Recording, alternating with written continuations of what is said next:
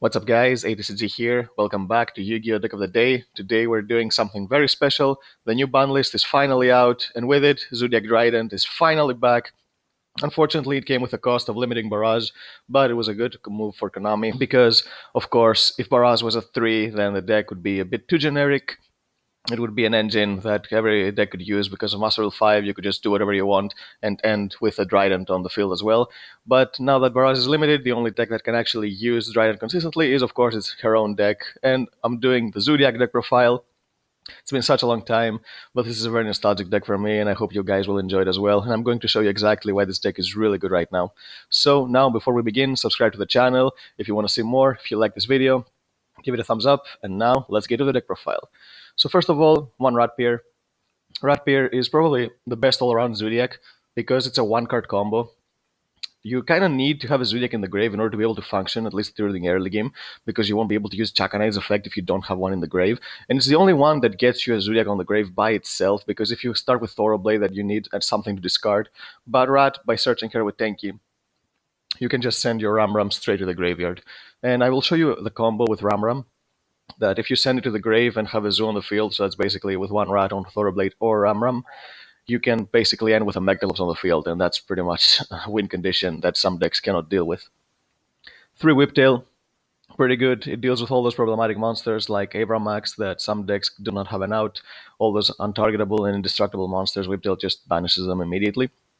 And you can boost your Zodiac Xyz monsters, so you can deal damage pretty quickly. 3 Thoroblade, cycles your Zodiac cards, gets you to more cards. Because this is a going second version, you play a lot of hand traps, so Thoroblade actually helps you dig for more of those hand traps so you can have more disruptions. And of course, it gives piercing to all the Xyz monsters that have it as material. And 3 Ram, because it's not much of its Xyz effect, because it makes your monsters being able to negate the trap targeting. That's not the most important part. What's actually really important is the effect that when it's destroyed by battle or card effect, you special summon from the grave. And because Trident is finally out of the list, you can actually pop it on your own, and you don't have to rely on drawing one of your barrages. Now you only have one barrage, but even if it was a 3, it wasn't the most reliable thing because barrage is not searchable. But now you can always have access to Trident, so you can pop your Ram and bring more monsters to the field.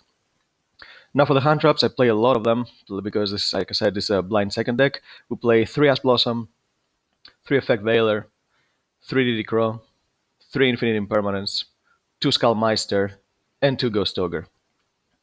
I believe that going second is actually more relevant because now that we have a format, like now the Spiral is out of the picture, there's not a single deck that brings out an unstoppable board. So hand traps actually are good with dealing with what your opponent wants to do. So if your opponent actually makes a mediocre board, this deck is really easy to go through because you can destroy one card with Trident and banish another one with Whiptail. And hand traps are generically around good because whether you go first or you go second, you can always use them to your advantage. Because if you were running something engine like playing like Solemns, like the deck used to run, then if you go second, then these cards don't do much. But again, I think hand traps are actually really good. And I play a lot of variety because we don't really know exactly how the format is going to be. Basically, I think Invoked Sidol and Salaman Greats along with Rockets might be the best decks. So all of these hand traps are actually good at dealing with all of those different varieties of decks because again, the format is now going to start and we don't know exactly what's going to be playable. Now let's go to the spells. Unfortunately, the lone copy of Barrage, but again, this is, I think, was a very preemptive good move because if they brought back Trident and Barrage was still a 3, then people were just going to play a Zodiac engine in pretty much every deck and on an extra disruption on the field and possibly even use Barrage's pop effect to their own advantage. So I think it's good that that's at 1. They're basically copying the OCG because right now that's exactly how the OCG has it as well. 3 Tanky, searching all of your Zodiacs. You usually go for your Rat during the early game, and you search your Whiptails during the late game if you want more attack power. 3 Pot of Avarice. That's another reason this deck is actually really, really good right now, because Pot of Avarice is a card that does exactly what Zodiac Combo does, but better, because Zodiac Combo, when you drew it, it wasn't exactly the best card. Yes, it could put an Xyz one material from the deck, but it's not the best effect. Pot of Avarice, it's not even once per turn. It's very easy to make it live in this deck because you can just slam every Zodiac Xyz on top of each other, so you can have 5 monsters in the grave. And when you keep recycling all your monsters, drawing two cards is actually a lot more important than drawing one card that combo draws, because you will need to draw a Hunt Drop and a Zoodiac so you can play and have some disruption. So I think the unlimiting of Pot of Avarice is actually incredible for this deck, exactly as much as is Dryden's Unban. Three Pot of Desires. You don't play a card in this deck that you specifically need. You can play without your one Rat Peer, you can play without your one Barrage. You just need Zodiac Seas monsters on the field in order to be able to play, and you can do that with any Zodiac main deck monster. So I think Pot of Desire is actually really good for this deck. Three Lightning Storm, because again, this is a going second deck, and this card can deal with either boards, can deal with back row boards, or it can deal with your opponent's monsters if they have them in attack mode. And one Monster Reborn, because with Barrage being at 1, the deck kind of relies on its normal summons. If you're going second, you don't have the Barrage. If your opponent destroys your normal summon monster, then you won't be able to go for your Xyz plays, but Monster Reborn is a good extender in case that happens, so you can keep playing. Now let's go for the extra deck. Fresh off the ban list, finally, our beloved Zodiac Trident is back. Amazing boss monster. It pops any face-up card. It's a soft once per turn, which is why I think she's going to stay at 1 forever, because if they give us multiple copies, then you can just start bringing them back with Chaka 9 and putting them material sanders with Tiger Mortar, so you can have multiple pops. But even at 1, it's not a problem, because you play 3 Chaka 9 and you're going to recycle her every single time. You bring her back with Chaka 9, you put her material with Tiger Mortar, and basically you do that every single turn, so you can have continuous disruption during your opponent's turn. And that's why this card is actually a crucial piece for the deck. It was basically the win condition that the deck did not have up to this point, so it didn't have a way to win duels. So now it actually has the tools it needs to be able to win games. 3 Tiger Mortar brings back all the Zodiacs as materials. You need these to put your Whiptails back from the grave back to your Xyz so you can banish monsters. Like I said, putting back materials under the revived Trident is actually really important, because you need materials in order to be able to use Trident's effect to pop cards. That's why Tiger Mortar is really good, and it makes your monsters really, really big. You can have a monster with more than 4,000 attack in this deck under some such scenarios.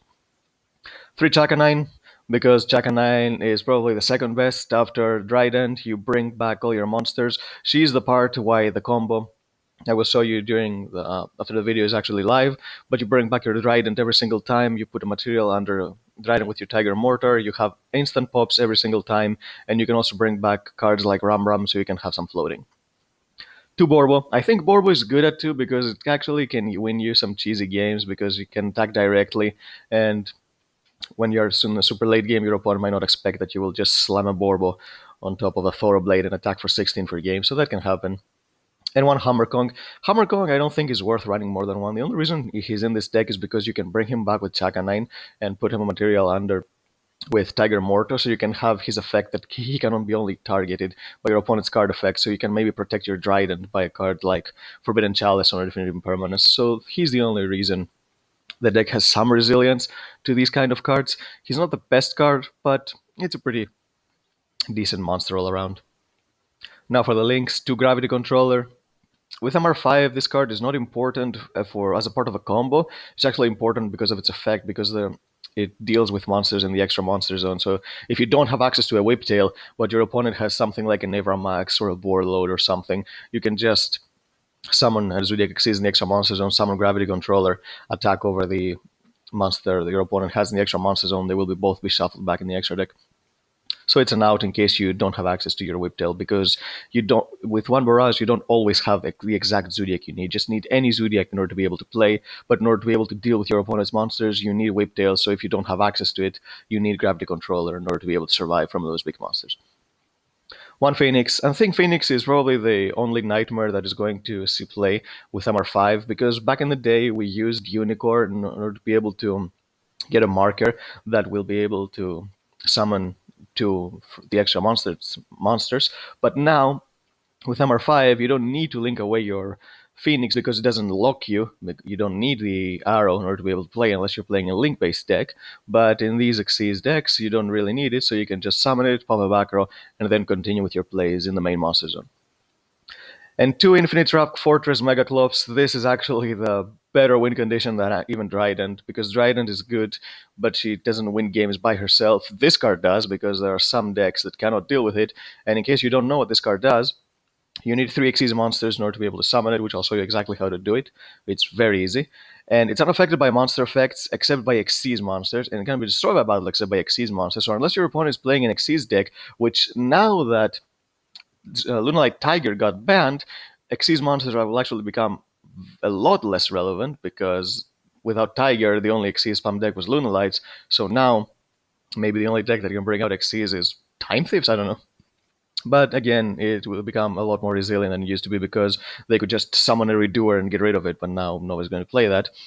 And also it has an amazing effect that helps you bring back your monster. So if you use the Trident for it as material, you can just bring her back and then put one card from your opponent's field to the monster you brought back as material. So it's not like you use your Trident as it and you lose it, because you can just bring it back and it will also have a material, so you'll be able to pop. And 4,000 attack is actually insane. This card is so good.